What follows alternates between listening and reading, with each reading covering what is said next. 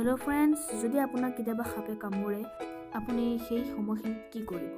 মই এইটো প্ৰশ্ন এইভাৱে কৰিছোঁ যে কিছুমান মানুহ এনেকুৱা আছে যে যিসকলে সাপে কামোৰাৰ পাছত সাপবিধ বিষাক্ত হয় নে নহয় নজনাকৈ তেওঁলোকে ভয়তে কেতিয়াবা মৃত্যু বৰণ কৰিবলগীয়া হয়।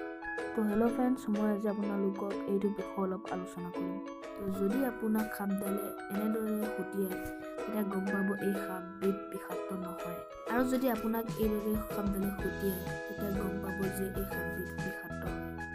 এতিয়া আপুনি গম পালে যে কোনটো সাপ বিষাক্ত হয় আৰু কোনটো সাপ বিষাক্ত নহয়। তো এতিয়া মই আপোনালোকৰ আগত ক'ম যে সাপডাল বিষাক্ত হ'লে কি কৰিব আৰু সাপডাল বিষাক্ত নহ'লে কি কৰিব।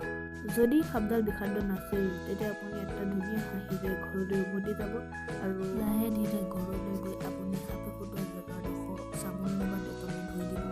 তাৰ পাছত আপুনি চিকিৎসালয়ৰ ডাক্তৰৰ পৰামৰ্শ ল'ব।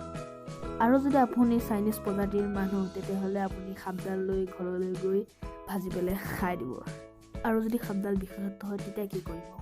যেতিয়া আপোনালোকক সেই বিষাক্ত সাপডালে খুট মাৰে তেতিয়া আপোনালোকে বেছি হুলস্থুল বা দৌৰা দৌৰি কেতিয়াও নকৰিব। দৌৰা দৌৰি বা হুলস্থুল কৰিলে কি হ'ব, আপোনাৰ তেজ চলাচল বেছিকৈ হ'ব। তাৰ ফলত আপোনাৰ সাপৰ যিখিনি বিষ সেইখিনি এঠাইৰ পৰা আন ঠাইলৈ গতি কৰিবলৈ বেছি সময়ৰ প্ৰয়োজন নহ'ব আৰু তাৰ ফলত আপোনাৰ মৃত্যু হ'বও পাৰে। এতিয়া আপুনি কি কৰিব, আপোনাৰ যোনখিনি আপোনাৰ সাপে খুটিয়াইছে সেই তাৰ ওপৰত অলপ আপুনি ৰছীয়ে টানকৈ বান্ধি ল'ব। ইয়াৰ দ্বাৰা আপোনাৰ সেই শৰীৰৰ অংগডোখৰ তেজ চলাচল বন্ধ হ'ব আৰু তাৰ ফলত সাপৰ বিষ চলাচল কৰিব নোৱাৰিব।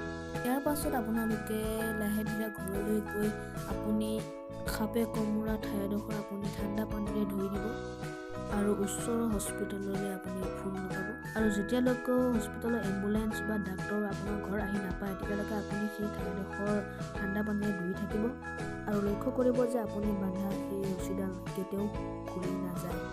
তো হেল্ল' ফ্ৰেণ্ডছ, ভিডিঅ' চাই কেনেকুৱা লাগিল? ভাল লাগিলে লাইক কৰিব, আপোনাৰ বন্ধুসকলৰ মাজত শ্বেয়াৰ কৰিব আৰু প্লিজ চেনেলটো ছাবস্ক্ৰাইব কৰিবলৈ নাপাহৰিব। তো এতিয়ালৈ বাই, পিছত নতুন এটা ভিডিঅ'ত আকৌ পুনৰ লগ